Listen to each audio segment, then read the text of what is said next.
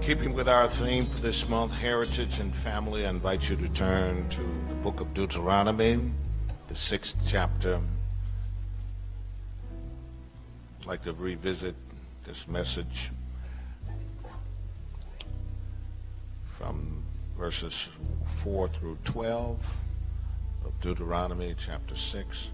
The New Century Version translation is the one I selected for this presentation. Listen, people of Israel, the Lord our God is the only Lord. Love the Lord your God with all your heart, all your soul, and all your strength. Always remember these commands I give you today. Teach them to your children and talk about them when you sit at home and walk along the road, when you lie down, and when you get up. Write them down and tie them to your hands as a sign. Tie them on your forehead to remind you, and write them on your doors and gates. The Lord your God will bring you into the land he promised to your ancestors, to Abraham, Isaac, and Jacob. He will give it to you.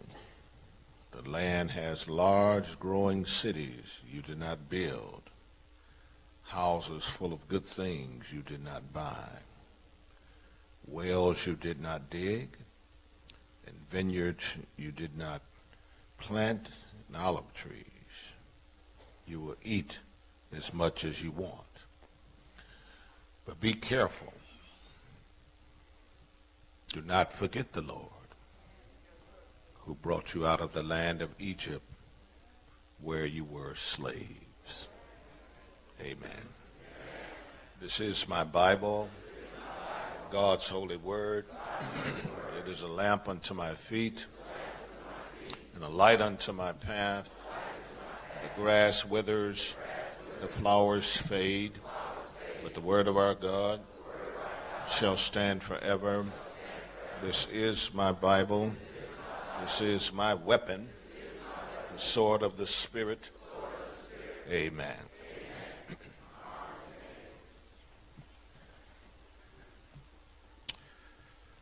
A predilection to forget. A predilection to forget.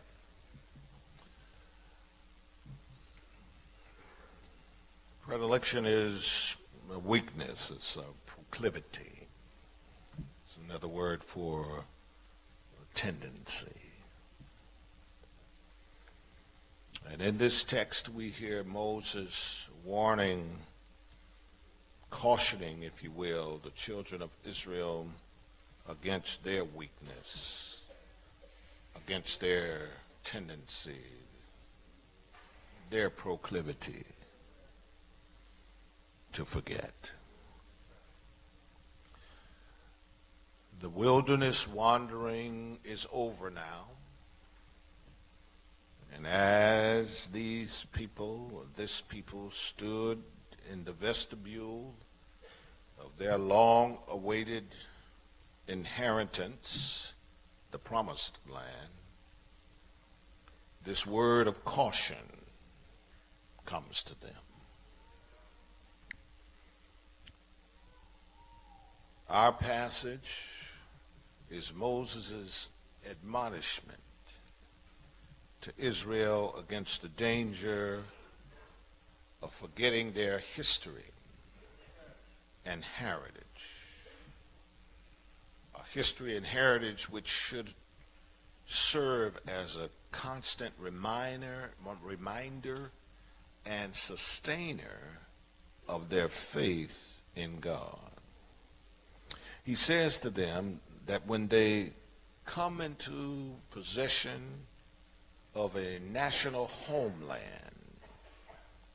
that there are some guidelines by which they should conduct themselves through disciplined devotion to God. This passage in Deuteronomy Chapter 6 has been called the Shema. The word means, Shema means to hear. And it is the first word in the section which the faithful are instructed to recite twice daily. The gospel cites verses 4 and 5 as the great commandment, which along with the requirement to love one's neighbor as being the epitome of the law. Listen to verse 4. It says, "Listen, people of Israel, to hear the Shema. The Lord our God is the only Lord. Love the Lord your God with all your heart, all your soul, and all your strength." Love is commanded as the fullest measure of the loyalty that Israel owes the Lord. When the text talks about the heart, it connotes the will and the human intellect. In the verse, when it speaks of the soul, it's talking about the vitality of selfhood. And then lastly, to love God with all your might means with all of your capacity. In verses 6 through 9, we find instructions to both internalize as well as outwardly display in witness a personal and also a communal identity as God's people. Because he says there, always remember these commands I give you today. Teach them to your children. Talk about them when you sit at home and walk along the road, when you lie down and when you get up. He said, write them down and tie them to your hands as a sign. Tie them to your forehead to remind you. And write them on your doors. And write them on your gates. The remaining section of verses 10 through 19 of chapter 6, they form a concise exposition framed as a warning that Israel should never compromise her reliance upon God's providence. But interesting it is that such a word, such a warning even need to be spoken. However, God knew Israel as well as did his servant Moses knew these people.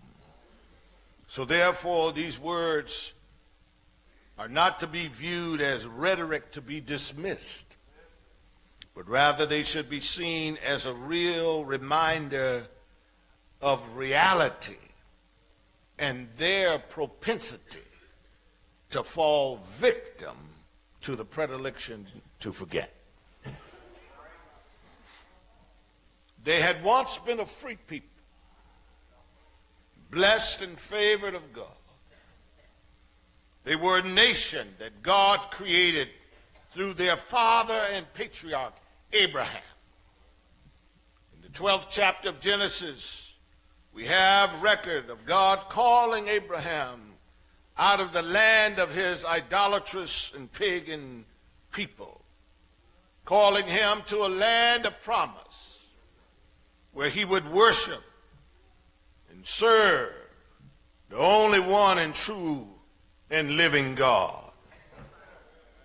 We see him being called to become the father of many nations. Here we are generations later. Abraham's posterity, a once free and blessed people, find themselves slaves in a strange land.